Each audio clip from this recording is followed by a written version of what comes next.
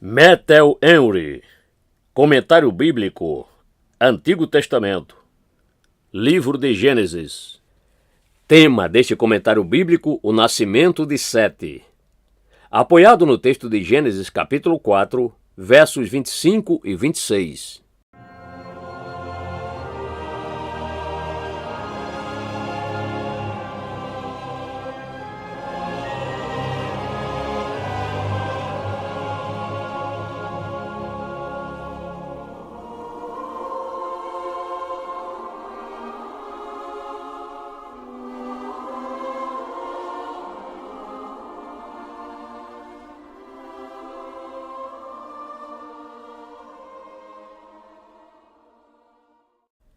E tornou Adão a conhecer a sua mulher, e ela teve um filho, e chamou seu nome Sete, porque, disse ela, Deus me deu outra semente em lugar de Abel, porquanto Caim o matou.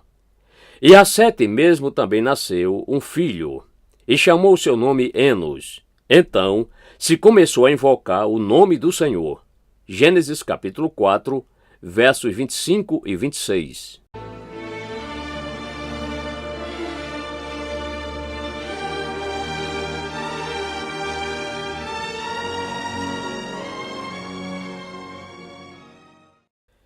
Esta é a primeira vez que Adão é mencionado neste capítulo. Sem dúvida, o assassinato de Abel e a impenitência e apostasia de Caim eram um grande sofrimento para ele e Eva, e ainda mais porque a sua própria maldade os castigava agora, e a sua reincidência os repreendia. Seu desatino permitira ao pecado e à morte entrarem no mundo, e agora Adão e Eva sofriam uma dor lancinante por causa disso, pois foram privados de ambos os filhos em um único dia. Capítulo 27, verso 45. Quando os pais são afligidos pela iniquidade de seus filhos, eles deveriam aproveitar a ocasião para se lamentar pela corrupção da natureza, a qual se originou deles e que é a raiz da amargura. Mas aqui temos aquilo que foi um alívio para os nossos primeiros pais em sua aflição.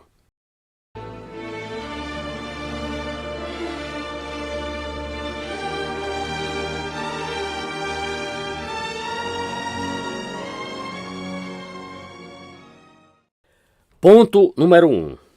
Deus lhes permitiu ver a reconstrução da sua família, que fora muito abalada e enfraquecida por aquele triste evento. Pois, primeiro, eles viram a sua semente, uma outra semente que substituiu a semente de Abel. Verso 25. Observe a bondade e a ternura de Deus para com o seu povo, em seu relacionamento providencial com eles. Quando o Senhor permite que seja tirado um consolo, Ele lhes dá outro em seu lugar, e que pode se tornar uma bênção ainda maior do que aquele que consideravam que estivesse associado à sua vida. Esta outra semente era aquela na qual a igreja deveria ser edificada e perpetuada, e ela vem no lugar de Abel, pois a sucessão de homens e mulheres que confessam ao Senhor é o reavivamento dos mártires, como se fosse a ressurreição da testemunha de Deus que foi assassinada. É dessa forma que alguns entendem o batismo pelos mortos, 1 Coríntios 15, 29, ou seja, nós somos, pelo batismo, aceitos na igreja no lugar daqueles que, pela morte, especialmente pelo martírio, são afastados dela. E assim nós ocupamos o seu lugar. Aqueles que assassinam os servos de Deus esperam, através disso, destruir os santos do Altíssimo. Porém, tais iníquos ficarão desapontados. Cristo ainda verá a sua semente. Deus pode gerar para Cristo filhos a partir de pedras e fazer do sangue dos mártires a semente da igreja, cujas terras, temos certeza, nunca serão perdidas por falta de herdeiros. A este filho, por uma inspiração profética, eles chamaram de Sete, ou seja, posto, estabelecido ou colocado.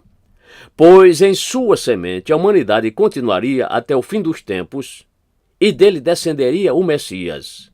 Enquanto Caim, o líder da apostasia, se torna um andarilho, Sete, de quem a verdadeira igreja surgiria, é alguém estabelecido.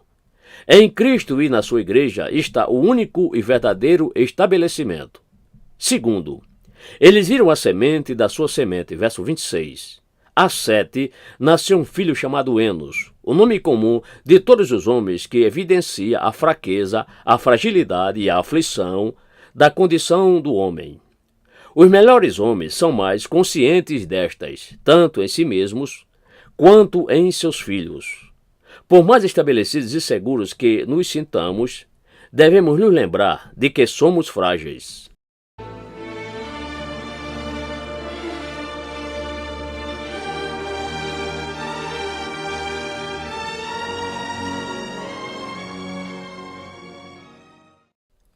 Ponto número 2. Deus permite que Adão e Eva observem o reavivamento da religião em sua família. Então se começou a invocar o nome do Senhor. Verso 26. É pouco consolo para um homem justo ver os filhos de seus filhos, se ele, além disso, não contemplar a paz sobre Israel e aqueles que vêm dele caminharem na verdade. Sem dúvida, o nome de Deus fora invocado anteriormente. Porém agora, primeiro, os adoradores de Deus começaram a se levantar para fazer mais na religião do que haviam feito. Talvez não mais do que haviam feito no início, porém mais do que haviam feito nos últimos tempos, desde a apostasia de Caim. Agora, os homens começaram a adorar a Deus, não apenas em seus aposentos particulares e com as suas famílias, mas em público e em reuniões solenes. Também pode ter havido, agora, uma reforma tão grande na religião, que era como se fosse um novo começo dela. A palavra, então, pode se referir não ao nascimento de Enos, mas a toda a história anterior. Então, quando os homens viram, através da ação da consciência natural, os péssimos efeitos do pecado de Caim e Lameque, ao ver a condenação de Deus sobre o pecado e os pecadores, se tornaram ainda mais vigorosos e firmes na religião. Quanto piores forem os outros, melhores e mais zelosos devemos ser. Segundo, os adoradores de Deus começaram a se diferenciar. Na anotação de imagem da nossa Bíblia está escrito: eles começaram a ser chamados pelo nome do Senhor, ou a se chamarem por ele. Agora que Caim e aqueles que haviam abandonado a religião tinham construído uma cidade e começaram a se declarar a favor da irreverência e da incredulidade, e chamavam a si mesmo de filhos dos homens, aqueles que se juntaram a Deus começaram a se declarar a favor dele e da sua adoração, e se chamavam filhos de Deus.